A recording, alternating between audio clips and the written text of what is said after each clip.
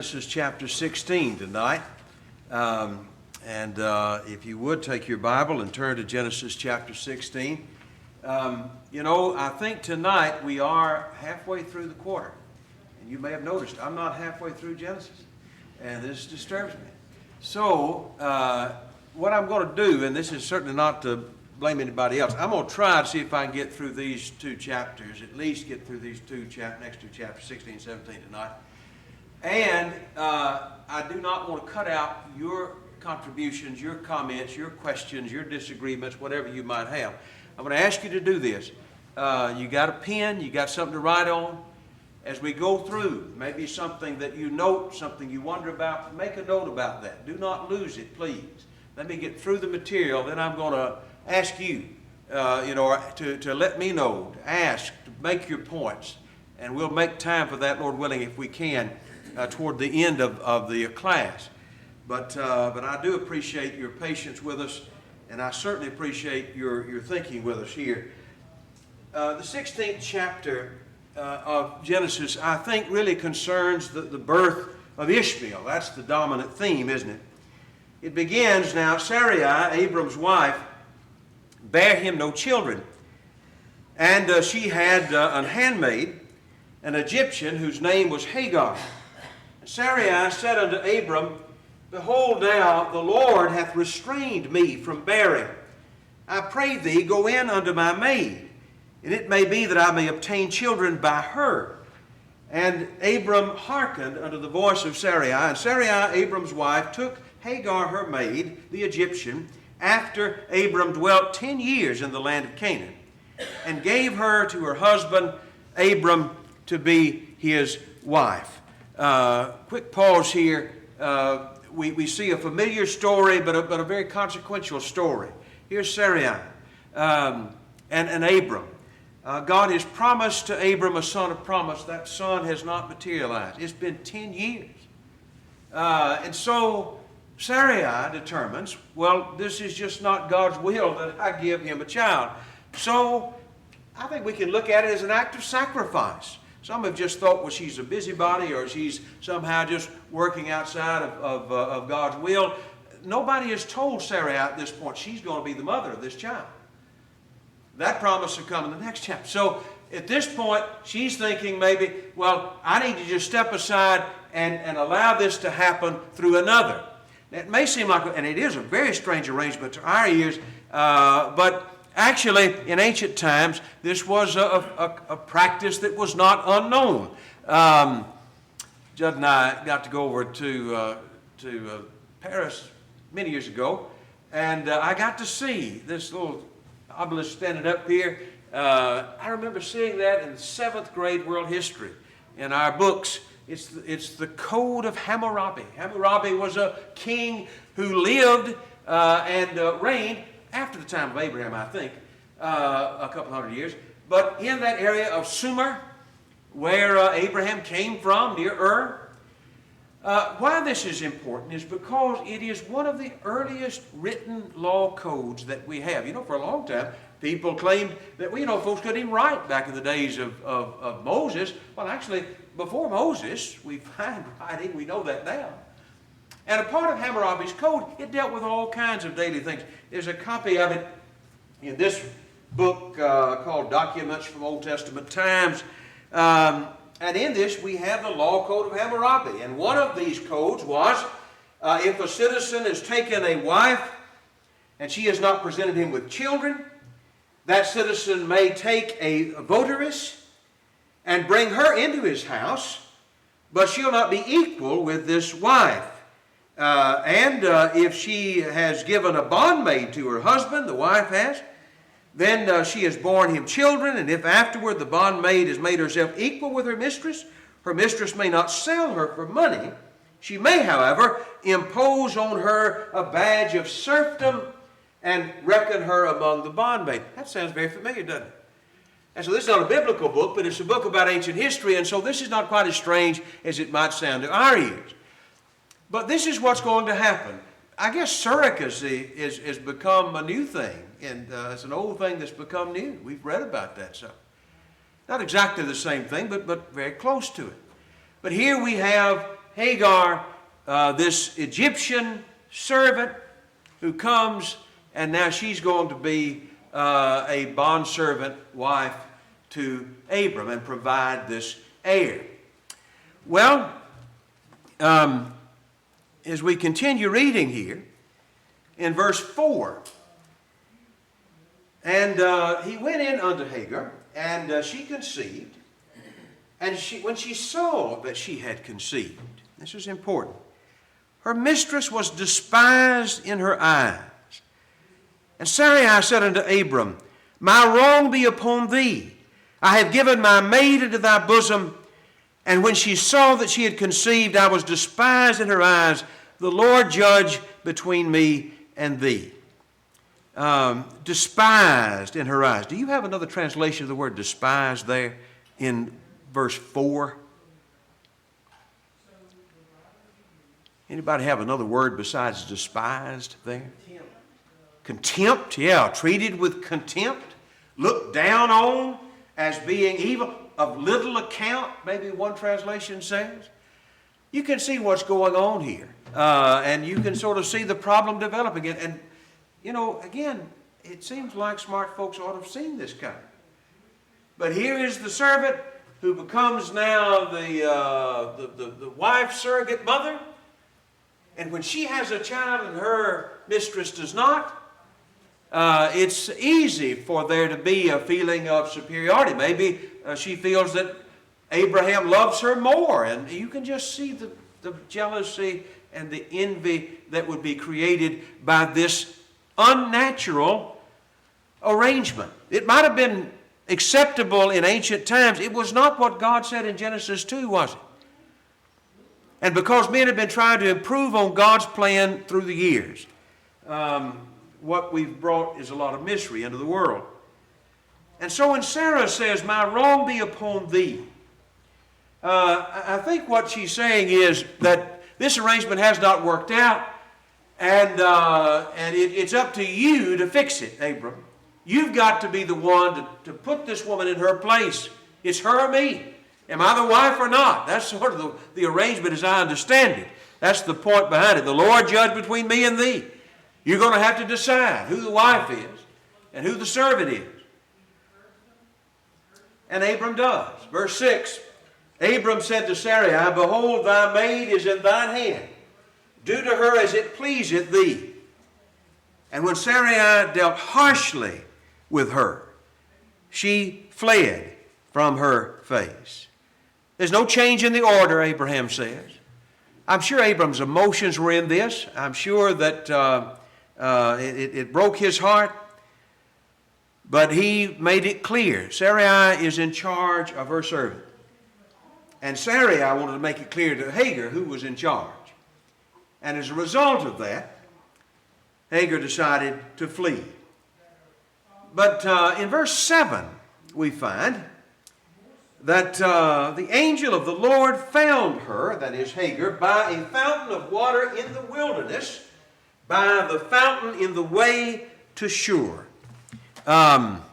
Probably won't be able to see it, but I think we're making our way here along this route to the southwest from Hebron down the way of Shur, somewhere around in this area in what we might call or find on certain maps the wilderness of Zin. So, Hagar has fled, but the angel has found her by a fountain of water in the wilderness. And he, the angel, said to Hagar, verse 8, Sarai's maid, whence camest thou? Whither wilt thou go? By the way, you notice how he addresses her? He doesn't call her by name. What does he say about her? Exactly.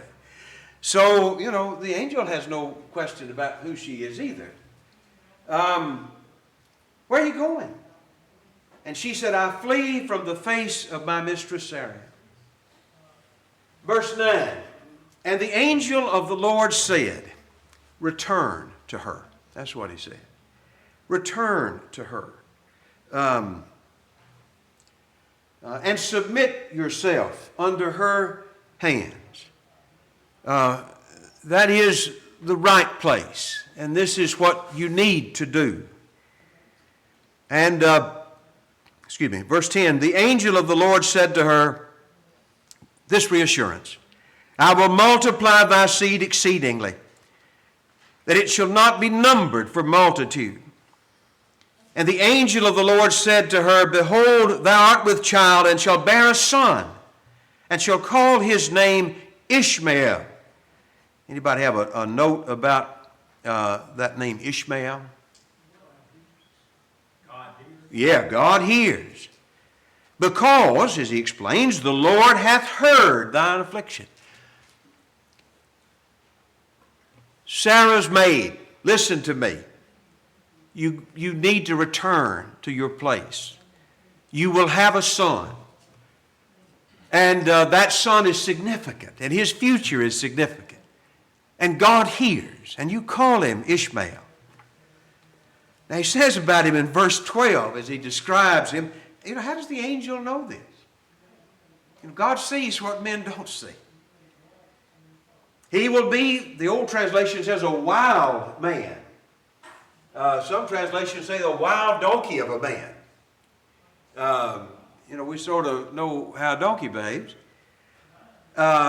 His hand will be against every man, and every man's hand will be against his. Independent, fierce, hard to get along with. He shall dwell, the old translation says in the last phrase in verse 12, he shall dwell in the presence of all his brethren. Some translations say they're at odds with his brethren. He's going to be, he's not going to be a go-along, get-along character. Fiercely independent, hard to deal with. But you're going to have a son. And God's got plans for him. And we'll see that come true as the story continues. Verse 13, her reaction to all this, and she called the name of the Lord that spoke to her, thou God that seest me. For she said, the old translation makes it a question, have I also here looked after him that seeth me? Maybe your translation makes it a statement. I have seen the one that sees me. But the seeing one has seen me. She knew, she realized that it was the messenger of God who spoke to her. And the name of that well was changed that day. Bir Lahai, which means the well of the one that sees. It is between Kadesh and Bered. So Hagar was not unfaithful to the command that was given her. And in verse 15, she did go back. And she did bear Abram that son. And Abram, according to instruction, called his son's name Ishmael. And Abram was 86 years old when Hagar bare Ishmael to Abram. So how old was Abram when God called him to come into the land of Canaan? How old was he when he came into the land? 75? That's been 11 years ago. 86, and now Abram finally has his son. Well, because you know the story, that ain't exactly right. He has a son whose descendants we still see in the world, but not the son. Now, what questions do you have about 16 points? Yes, sir. Just the 2 points that I make a point of a little bit. This is one of two different stories we're going to get here for two of the patriarchs, where someone, instead of being patient and waiting on the Lord, has decided to take it into their own hands to make something the Lord has said come past, come true, and it does not work out the way that they think it will. Yeah. And I think we can make the statement that, Sarah didn't know she was the mother. That's true.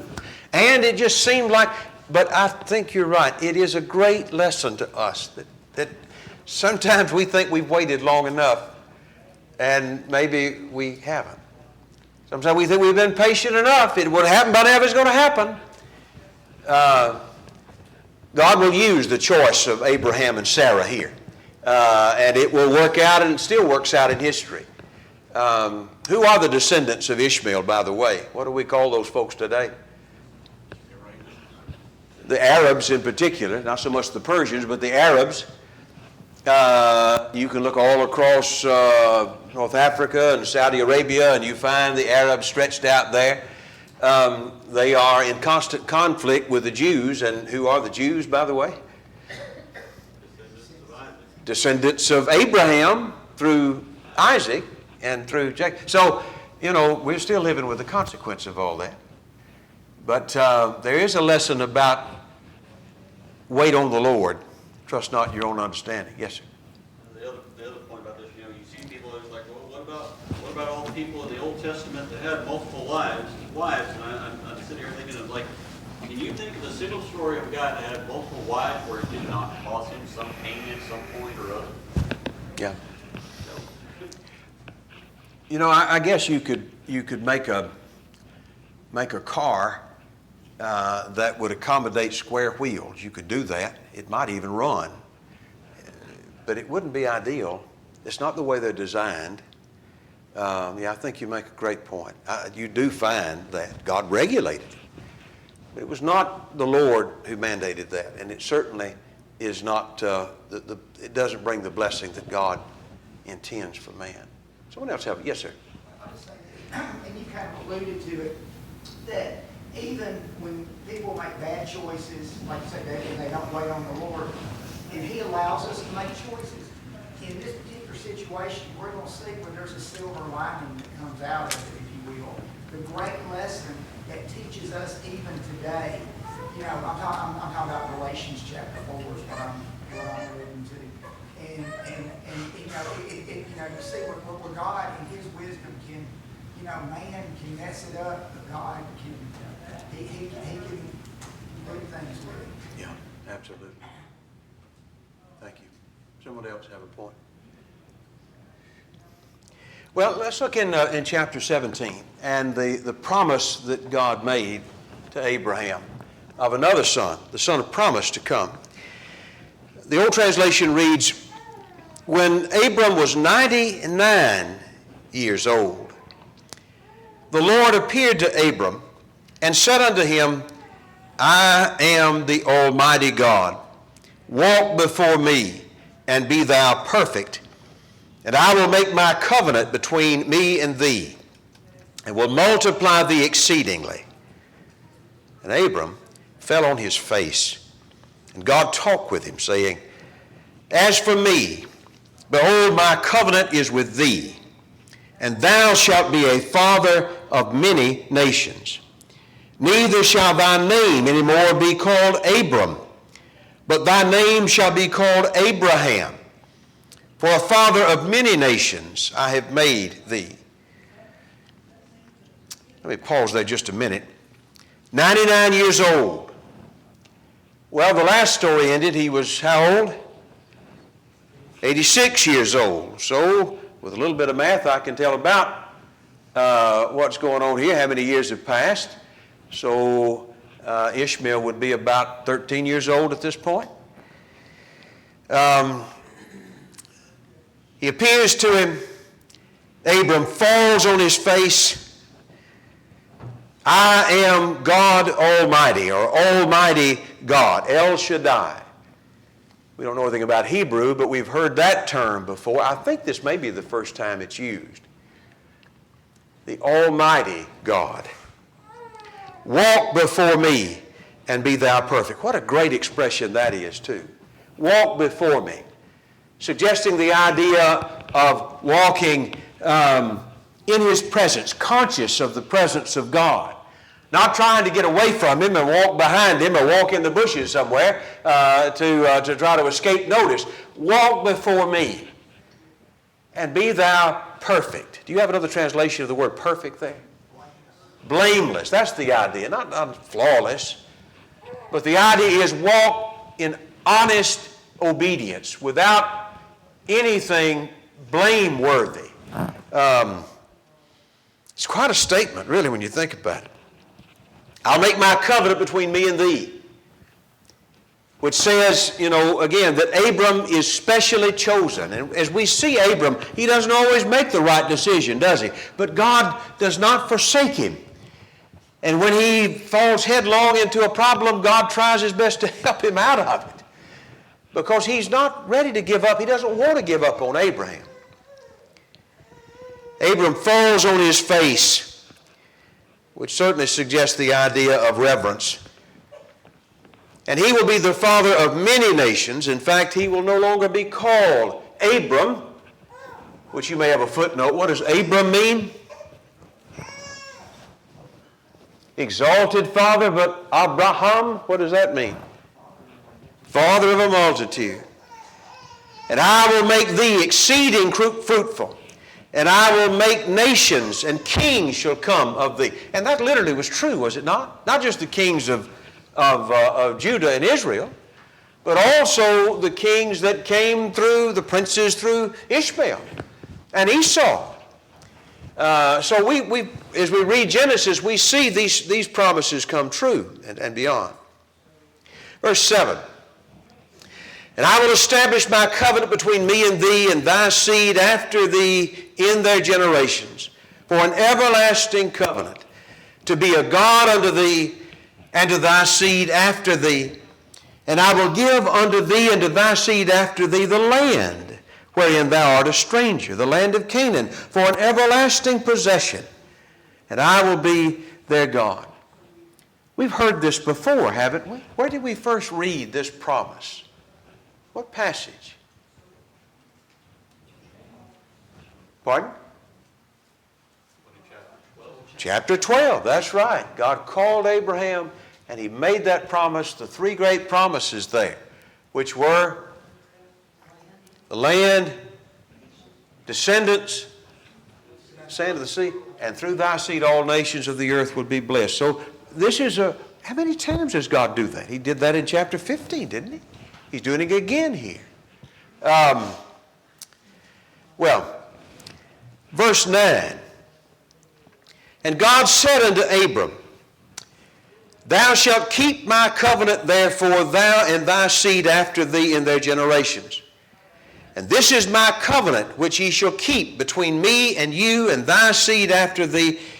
Every man-child among you shall be circumcised. And ye shall circumcise the flesh of your foreskin. It shall be for a token of the covenant between me and you. He that is 8 days old shall be circumcised among you, every man-child in your generations.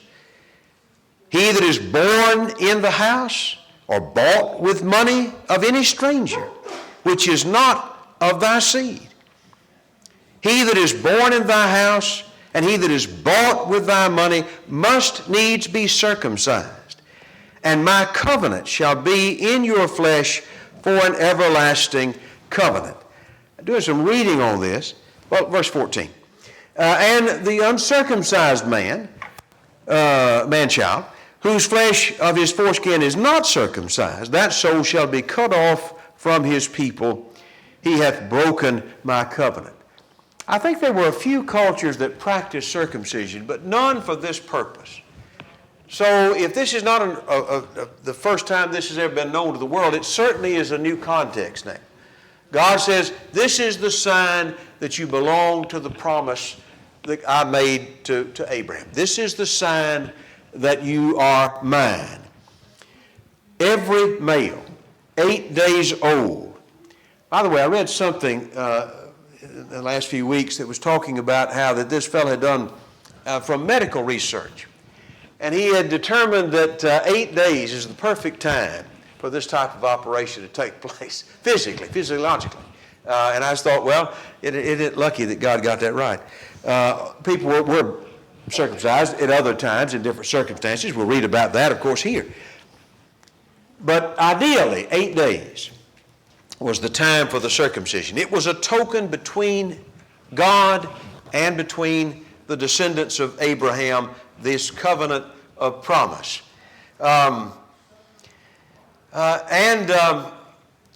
in verse 15, or verse 14, let me make mention of this.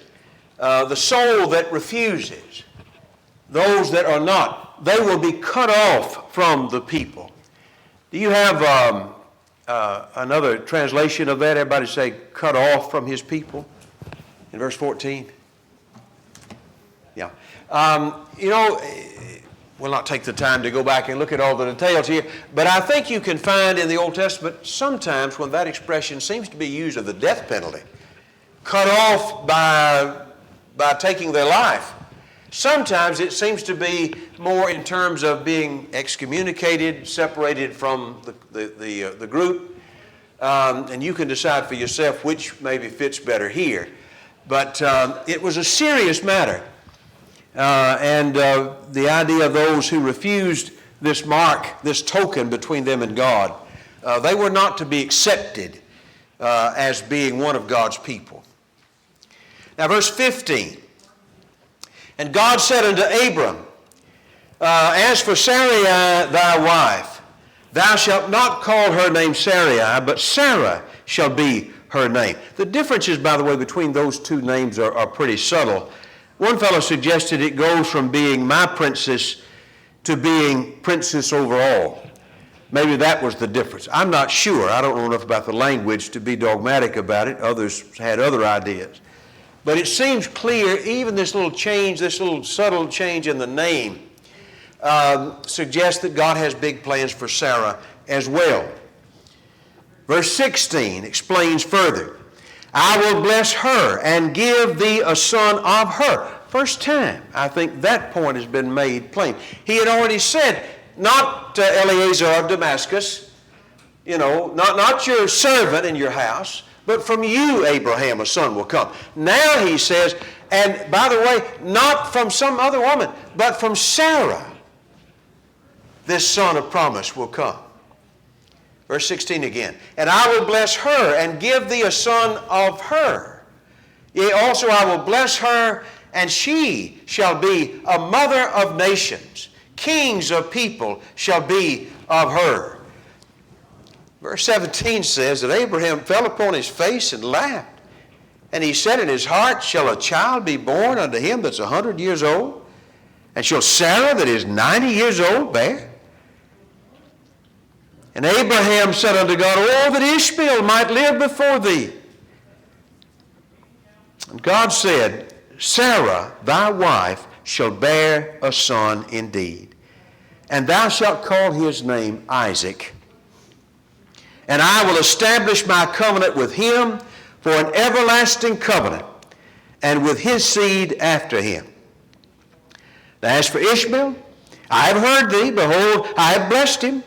And I will make him fruitful, and I will multiply him exceedingly. 12 princes shall he beget, and I will make of him a great nation. But my covenant, which I establish with Isaac, my covenant will I establish with Isaac, which Sarah shall bear unto thee at this set time in the next year. And he left off talking with him, and God went up from Abram. So, an astonishing piece of information has been given to Abraham here. That he thought he had it all figured out. You don't know. I've got a plan for Ishmael, but my plan ultimately to fulfill the promises that I made to you will not come through him. They will come through another, a son you will name Isaac. Well, verse 23. What has Abram just been told to do? What's the mark? What's the token of this covenant? Circumcision. If God is the God of Abraham, then all those of his family must be circumcised. So Abraham took Ishmael, his son, and all that were born in his house, and all that were bought with his money, every male among the men of Abram's house, and circumcised the flesh of their foreskin in the same day as God had said unto him. Abraham was 99 years old when he was circumcised, the flesh of his foreskin. And Ishmael, his son, was 13 years old when he was circumcised, the flesh of his foreskin. In the same self day was Abraham circumcised, and Ishmael his son, and all the men of his house, born in his house, bought with money, stranger, they were all circumcised with him. Let me offer you questions or points that occur to us. Yes, sir. God hit name Isaac. You think there's a connection between him telling him that and what Abraham did when he fell in the bath? It could be. And it could be even more, as we know. Yeah, I think that's right. Yes, sir.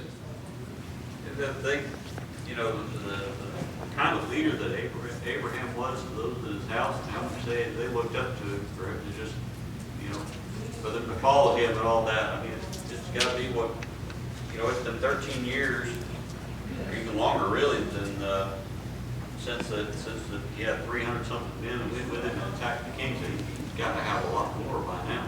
Yeah, For quite all possible. of them to live with, to listen and to follow him in this, something else. Yeah, I would say it would be an unpleasant and dangerous in some ways, because it would leave the whole group incapacitated, wouldn't it?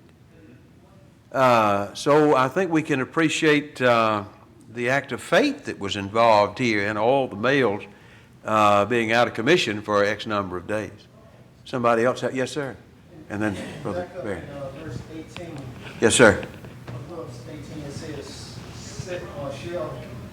Sarah, who was 99 years old, bare a child, and Abraham said to God, "Oh, that Ishmael might live before you." Right. Is that him second guessing, that he didn't believe what the Lord was saying, that he was thinking that the Lord was talking about Ishmael going to be through the multiple nations who come to Ishmael? You raise a great point, Mark Kelly, and I guess that's, and people have wondered why it was that God didn't seem to rebuke Abraham, but he got after Sarah, it seems, or the angels did that. Well, I don't know that I can see the expression on the face or inflection of the voice. My own view is that I think both of these folks were great people and ultimately great examples of faith, as Hebrews 11 tells us. But I've always tried the most charitable way to think about Abraham as just laughing in the sense that, not that this is necessarily what we're after, but if somebody came through the doors after service tonight and said to any one of us, "I've got a certified check here for $10 million. I'm just here to give it to you." We might just say, "What are you talking about?" And we might chuckle ourselves, like, "You can't be serious. Is this real? Can it be real?" So maybe not faithless as much as it was just amazement. I like to think of it more in those terms, because one thing you say about Abraham, what happens when God says, you need to be circumcised? What's he do?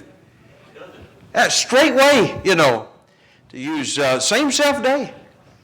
I think he's obedient. He's keenly aware, but I also think there's that human factor that says, is this real? Is this true? Brother Barry, you had a point.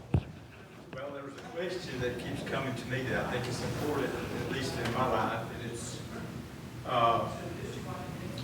with Abraham, he made mistakes. We talked about that. I think you've already answered my question 3 or 4 times, but I want to throw it back out for your comments too, for more comments. But he made mistakes, and like you addressed a while ago, why did God not give up on Abraham? Why did he not give up on Abraham? That's an important question. Yeah, I think so for me too. to understand the answer to Yeah. in my life that applies to me. I agree. You've answered, like I said, a few different ways. So if you got any other comments about that, I don't. Well, I'd like to hear it. yes, sir. I appreciate that. It goes to an important point. I do too, and I'm not sure I can express it adequately, but I think chapter 20 is a hard chapter for me. Because I just really think of, Abraham made mistakes and he stumbled. But, what happens there is just embarrassing. But we'll get to that maybe next time. But, the idea is that, and I think I think you're right, Brother Bear. I think it's an important point that keeps coming through. When we look at how God just will not give up on Abraham. He knows he's a good man. Even with his flaws and even with his struggles and his weaknesses, his heart's in the right place, and when he falls, he gets up and he tries again. God is not looking for a reason to dump him. He wants to help him, and I believe he does. And the point I think you're making is, don't you think he'll do that with us? I may not match up to Abraham. I'm sure I don't. But I tell you, God's loving. He wants us to win. Don't let the devil convince you somehow to just quit. You've messed up and there's no point and there's no hope and it's all over. That's just a lie that the enemy tells you.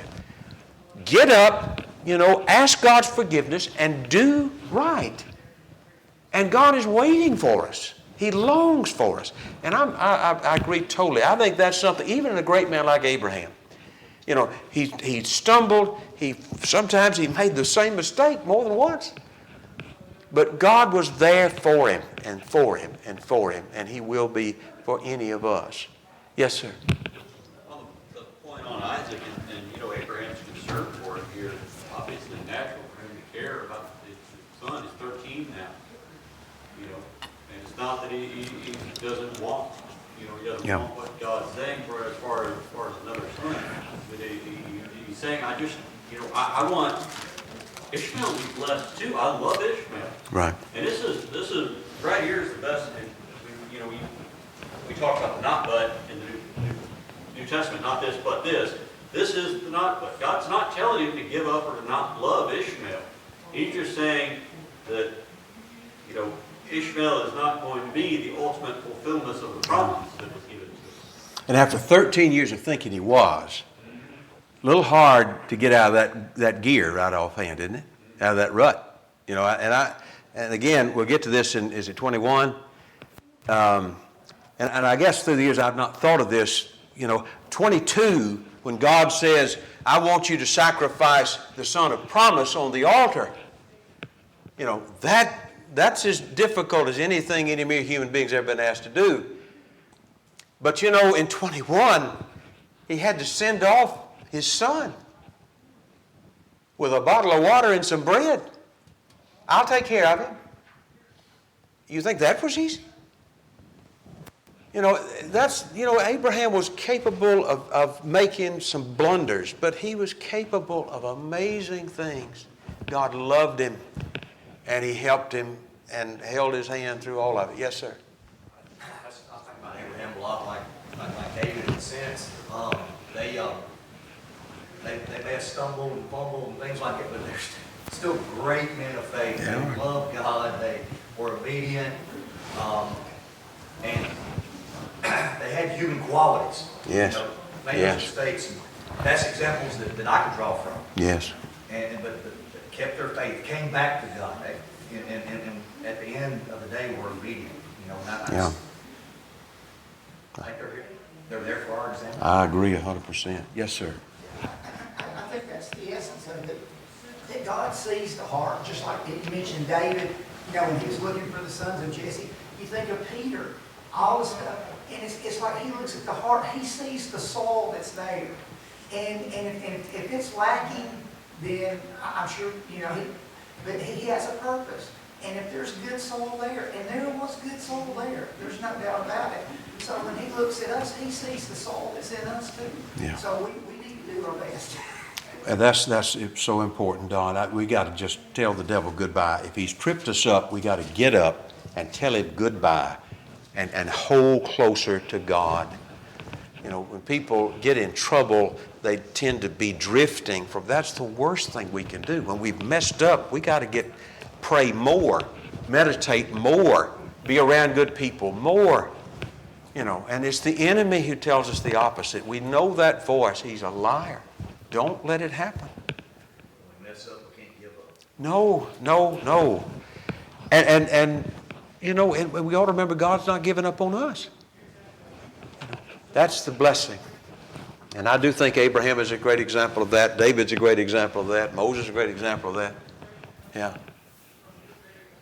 Appreciate that. Someone else have a thought about these two chapters that we've covered in brief, I guess?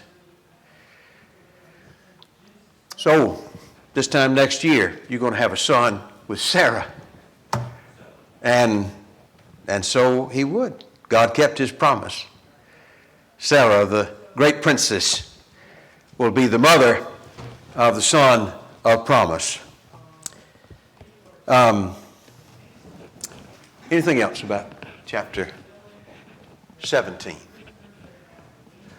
Well, let's begin at least a study of 18. We got about 4 minutes, 3 minutes.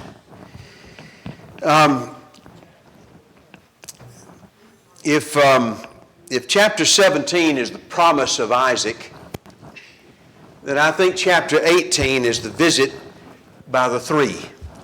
The three what? Whom? Well, that's a little bit of a question, isn't it?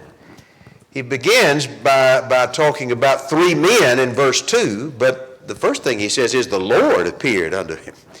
That is, unto Abraham. In the plains of Mamre.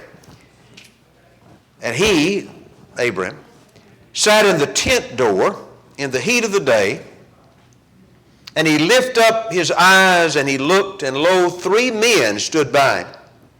When he saw them, he ran to meet them from the tent door, and bowed himself toward the ground. And he said, My Lord, if now I have found favor in thy sight, pass not away, I pray thee, from thy servant. Let a little water, I pray you, be fetched, and wash your feet, and rest yourselves under the tree. And I will fetch a morsel of bread, and comfort ye your hearts, and after that ye shall pass on. For therefore are ye come to your servant. And they said, Do so as thou hast said. And Abraham hastened to the tent unto Sarah, and said, Make ready quickly 3 measures of fine meal, and knead it, and make cakes upon the hearth. And Abraham ran to the herd, and while the bread's being cooked, he's going to take care of the meat. So he fetched a calf, tender and good, and gave it unto the young man, and he dressed it. And then he took butter, or do you have another translation of butter in verse 8? Butter and milk? Curds, yeah, cheese curds maybe, and milk. And the calf which he had dressed, and set it before them, and stood by under the tree, and they did eat. You know, I always thought that was funny. Let me get a morsel of bread for you. This is quite a bit more than a morsel of bread, isn't it? This is real hospitality, isn't it? I mean, real hospitality. And I think as far as Abraham knows right now, these are just 3 guys that showed up. I don't think that he knows yet. There's nothing in the word Lord there. I just think that's a term of polite address. He sees them as travelers who've come to his tent. We're going to be passing along, and he wants to show them the kind of hospitality that folks in that part of the world were generally famous for. But he's going to get an idea pretty quickly. These are not just 3 guys.